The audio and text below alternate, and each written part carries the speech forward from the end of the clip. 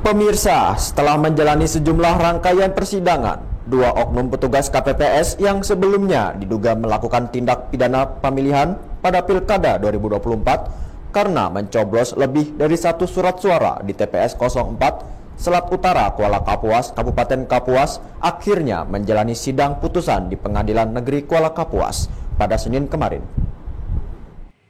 Dua terdakwa dalam kasus tindak pidana pemilu ini, yakni Rahmat Suryan dan Herin Sosilo, yang saat itu merupakan petugas KPPS.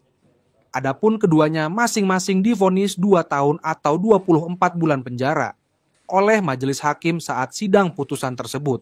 Terkait putusan majelis hakim, terdakwa Rahmat Suryan melalui penasihat hukumnya, M. Junaidi L. Gaul, menyatakan tidak mengajukan banding atau menerima putusan tersebut.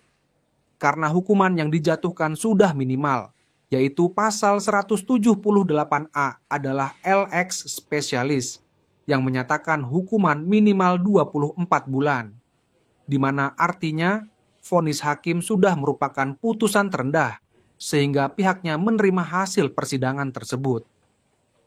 Junaidi Gaul juga menegaskan bahwa kasus ini murni tindak pidana pemilu yang dilakukan oleh terdakwa secara pribadi tanpa melibatkan pasangan calon atau paslon nomor urut 4 Bupati dan Wakil Bupati Kapuas atau tim suksesnya.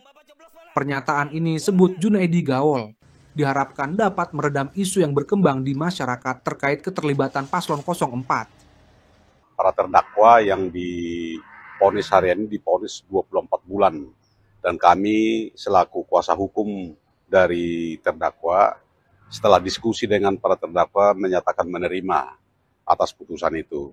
Karena di dalam pasal 178A memang ancaman hukumannya minimal 24 bulan. Dan divonis 24 bulan kami sudah merasa bahwa itu sudah yang paling minimal ya, sehingga kami menerima.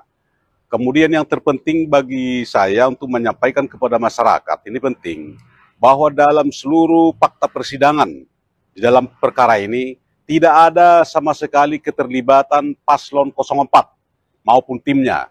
Ini adalah murni pidana yang dilakukan oleh penyelenggara pemilu.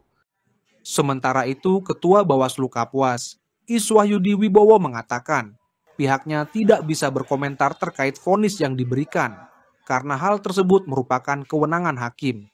Namun demikian, pihaknya berharap kasus ini menjadi pembelajaran bagi semua pihak agar ke depan lebih berhati-hati dalam menjalankan proses demokrasi karena pelanggaran yang dilakukan ada sanksi pidananya. Kejadian ini yaitu bagi pembelajaran lah bagi kita semuanya, baik penyelenggara pemilu maupun masyarakat. Jadi dalam melaksanakan kegiatan pemilihan dan pemilu itu harus berhati-hati. Karena di setiap pemilu, pilkada itu ada sanksi pidana apabila kita salah-salah melakukan tindakan. Dari Kapuas, Kalimantan Tengah, Sri Hayati Dayak TV mengabarkan.